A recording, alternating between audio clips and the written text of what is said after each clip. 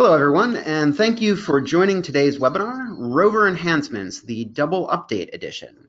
This webinar is presented by Christopher Devlin, the Stay in Touch Implementations Consultant. I'm your host, Justin Derisi, the Customer Marketer here at Stay in Touch. In this webinar, we're going to cover a variety of areas, both in Rover version 5.1 and also in version 5.2. We're going to cover how to email log files from iOS devices. We're going to cover how to define commissions on global accounts by hotels. We're also going to go over a number of reservations and groups enhancements. We're going to also cover how to receive a warning when an occupied room is changed to out of order or out of service. We're also going to cover a number of billing and reporting enhancements. At the end of the webinar, we'll have a short Q&A session.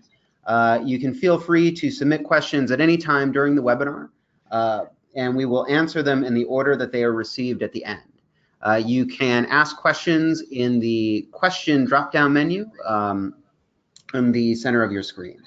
And that's all I have for right now. Chris, I am going to hand the presentation over to you. Thank you so much, Justin. Okay, so thanks everyone for joining. As Justin mentioned, my name is Chris, and I'll be taking us through some of the updates from the last 2 releases, just so that everyone is familiar with the functionality. And as he also mentioned at the end, if you do have any questions, feel free to chime in, and we can review anything that we've covered or also anything else that you want to bring up. So the first thing that we actually want to look at today is the new ability that we have from our iPads to email log files to our support. So this is specifically for the support team. Some of you may have had issues before with iPads where we've asked for logs to be sent, and the process wasn't too intuitive. It wasn't that easy. So this is a great help to speed things up. And it also means that we don't need to recreate the issue anymore. So I had a little video that I've taken in an iPad, and I'm going to bring that up on the screen now to take us through that process. So again, this will only be done if we request it of you. The system, the iPads are now recording 5 days worth of logs. So if you had an issue for which we need the logs, it should be captured within those 5 days. So I'm going to go ahead and press play on this little video that we have here. What I've done is gone into the menu on the left-hand side, and I've clicked on Settings and Device Status. Now this is a screen where you can see the different status of your connected devices. We have this lovely blue box on the bottom right, Send Device Logs, which has gone and opened an email where we can put in the email address of the person that's requesting the logs, most likely someone in our support team. So I'm just popping in test@test.com. And that will go ahead and send those files over to our support team or whoever we send that to so that they can do some troubleshooting and find out what the issue may have been. So very quick and simple, but useful to know that it's there.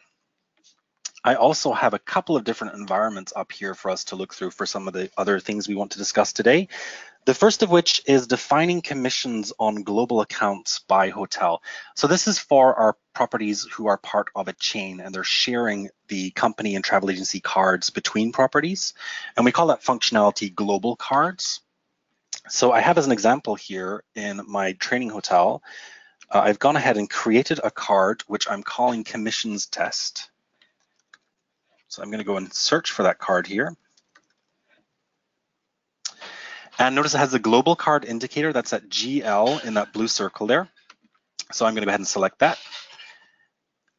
Now, the functionality that we've introduced here is the ability to toggle off and on this global commission checkbox, which I'm showing you right here in this orange box here.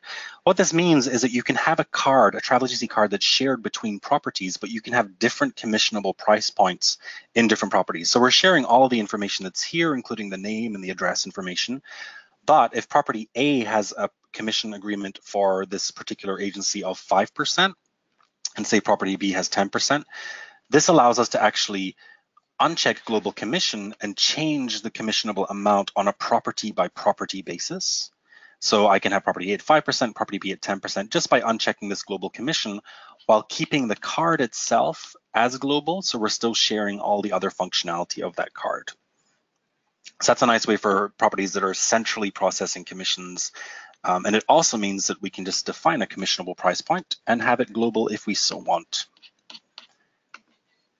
So that's our commissions on global accounts by hotel. Another enhancement that we've recently come out with is the generating a folio number regardless of the status of the reservation. So that means that all the bills in the system will now have a folio number attached to them. And I have another example here. I'm going to go into my dashboard and arrivals so we can take a look at that. And here I have an arrival called test billing.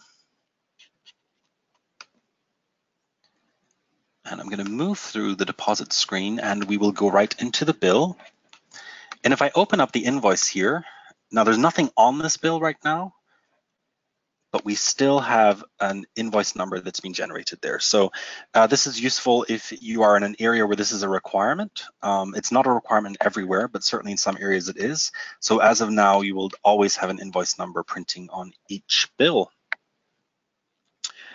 Another feature that we wanted to discuss today was the do not move toggle and an update that we've made with our groups area, whereby we take that into account. So I have a group that I've created for this scenario so we can test it. So I'm going to go into my groups, manage groups, and I have a testing group here.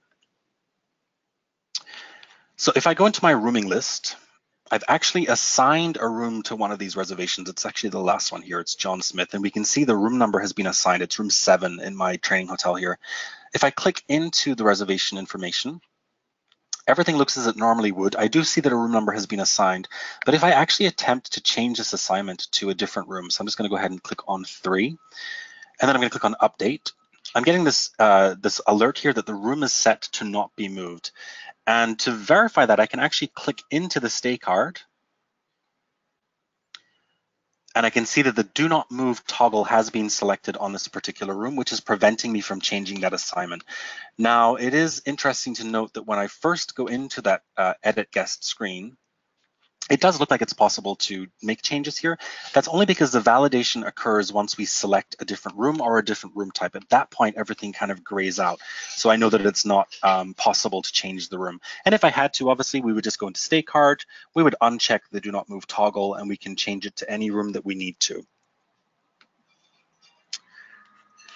We have also implemented another warning, which will appear when we are attempting to place a room out of order or out of service when the room itself is occupied. So I'm going into our housekeeping status now, so into housekeeping and room status. And if I find a room that is occupied, so I have room 13 here, and I can tell that it's occupied based on this icon on the right-hand side. If I click into here, and I attempt to put the room out of order or out of service, it will give me a nice error message, or a warning message, I should say. So let's put it out of order, and I will choose a reason to be plumbing, testing, and we'll go ahead and click on update. So this is the message that's going to appear for the users. Please move reservation to another room. For the selected date and time, room is assigned to the reservation for, and then it gives me those details below. So if I wanted to, I could quickly open up another tab and then just look up that reservation and change the assignment real quick. But I do also have the option to put the room out of order anyway.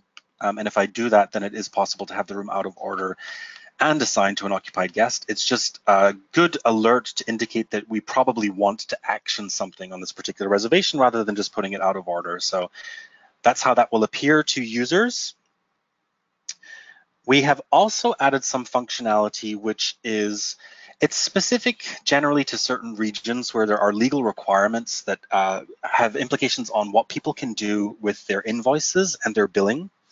So in certain areas, for example, when you've generated an invoice, you actually have to lock that bill down. So this might not be something that everyone is familiar with seeing in their own property, but thankfully I have a test environment which is all set up in and we can play around in. So if I go into my arrivals here, and I'm going to choose the first arrival that I have on my list, and we'll take a look at the bills and how they're set up. Going right into bill and charges, I can see that there is, on this particular invoice, a room charge along with some taxes, which has been settled in cash. Now, because this has been settled, this bill itself has become locked. It's gone on lockdown. Now, if we lived in an area, if we have a property in an area where it's not possible to make amendments to an invoice once it's been generated, that kind of gives us a bit of an issue if we really have to fix something in here. So this is some nice new functionality which will really help. We have this new void bill button which displays, and it does only display if we have the option enabled and if we also have the ability to lock bills enabled. And if that's something that you don't have and it would be useful for you to have, just reach out to your customer success manager and they can facilitate getting that activated for you. And for those of you who do, this is a new feature, this void bill parameter. So what we can do with this is go ahead and click in here, and it will give me two options. The first being just to simply void the bill, the second being to void and repost. So if this bill were just completely in error, and we wanted to basically, void it, we can do so. So I'm going to put in a reason here and just say that we are testing, and I'll click into void bill. Now what this will do is actually post a void or an adjustment in each of the revenue centers that are defined as a negative in today's business date. So if these charges were from previous dates, this will post the adjustment basically in a new invoice with today's date. So that's void bill. I'm going to go ahead and do that. And we'll see that we now have this bill reflected as being voided, guest balance is voided. And bill 2, once we go into there, is also voided. So what's happened, it's actually posted negative amounts for each of those values. So the two together equals 0 and everything has been adjusted out just fine. The second option, if we take a look there, I'm just going to open up this bill window real quick so I can post something onto it.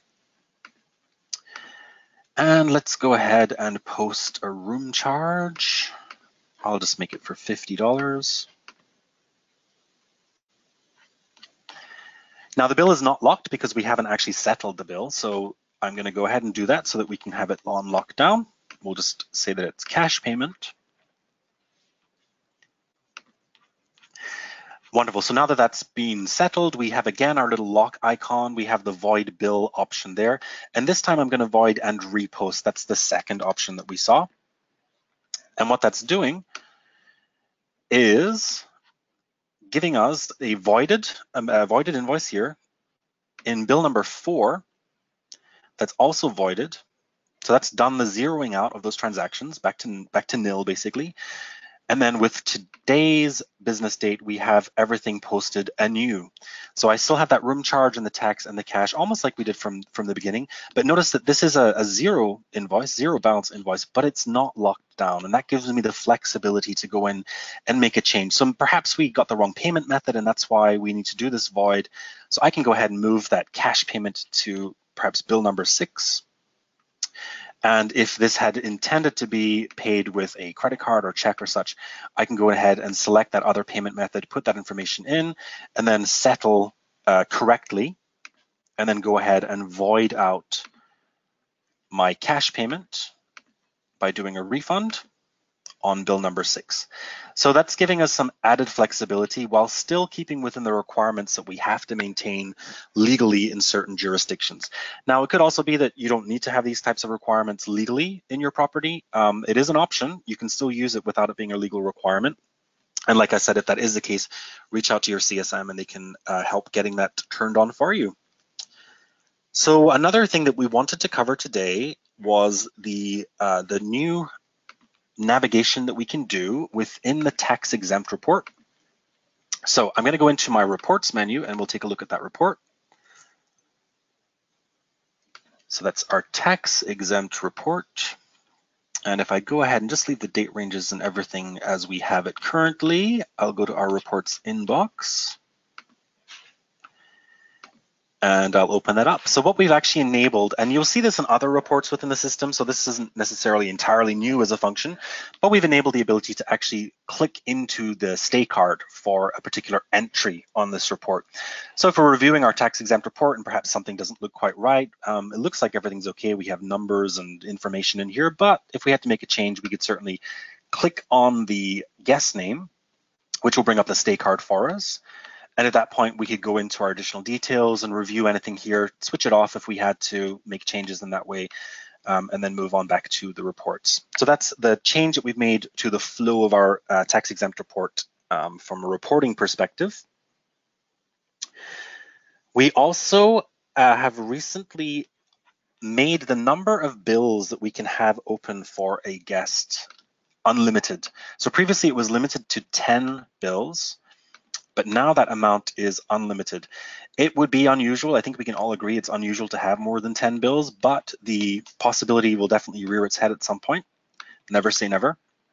So we now have this option. I'm just going to go into a random reservation in my training hotel here. So we can now add as many bills as we'd like to have. So just by simply clicking on the plus sign, it is nice to not have this limitation. Previously it was set to 10. So if you have a very complex account, you can certainly use as many bill windows now as you need to have. And then we also wanted to review the new pagination that we have in our company and travel agency cards, as well as our guest cards. So I have the Grand Hotel Bethesda, which is another one of our training hotels here. And if I go into my cards, I should have a good example set up for us under Stay in Touch here. So we're going into the Statistics tab within this company card. And if I'm highlighting a month, in this case, I'm actually going to go to the details because we want to see the stay details.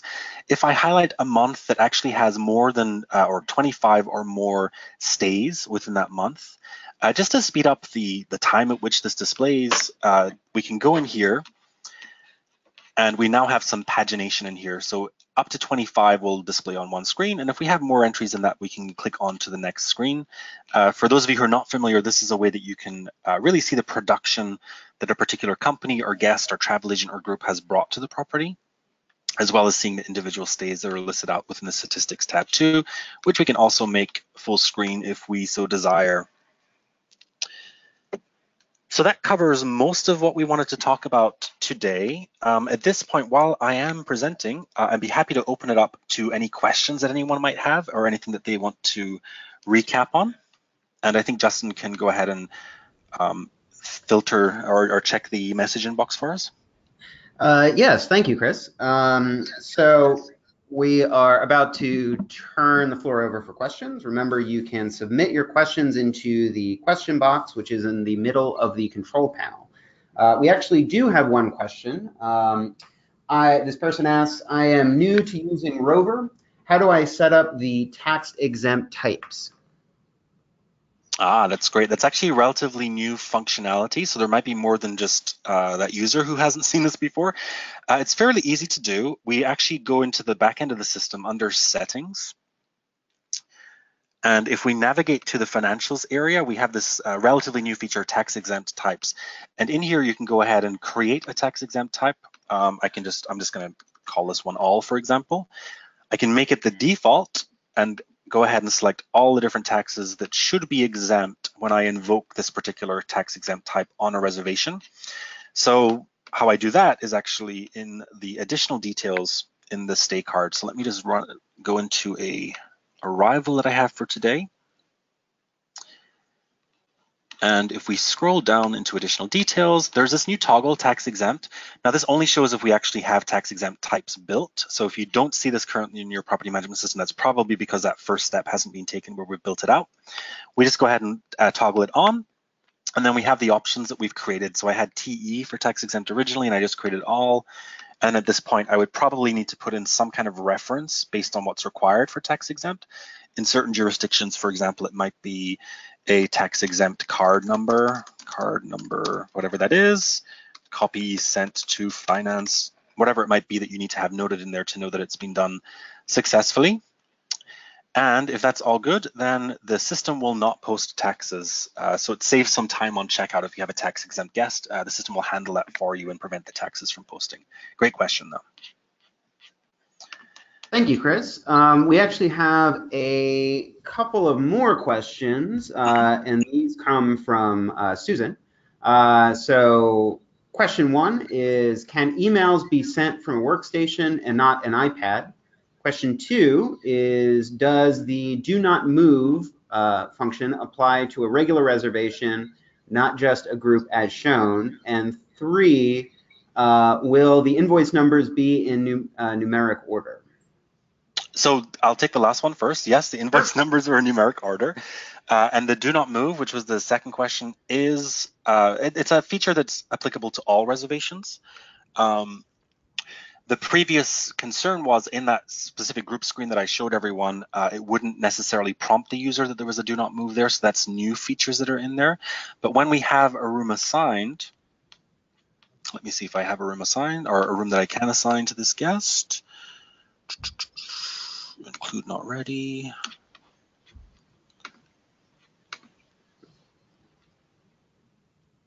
So once I have a room assigned to this guest, this do not move toggle then appears. And only users who have the correct level of permission to unassign would be able to do so. And then forgive me, I actually forgot the first question. I'm sorry, Susan and Justin, what was the first one? Can emails be sent from a workstation and not an iPad? Actually, the logs on the iPad are specific to the app. So it's a native app on the iPad. So that application itself actually produces those logs and stores them.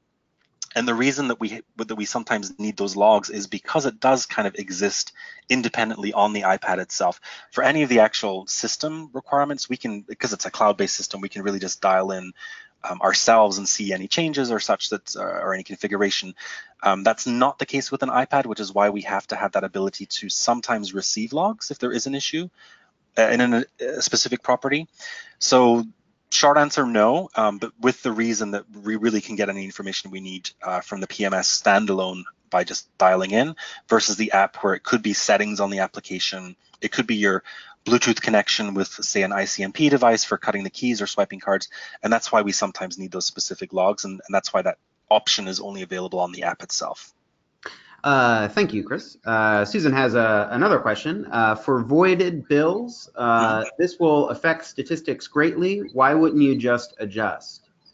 That's a great question. It is only really, well, not only, but it was primarily done for some of our customers who are in regions where it's actually not possible for them to adjust an invoice once an invoice number has been created.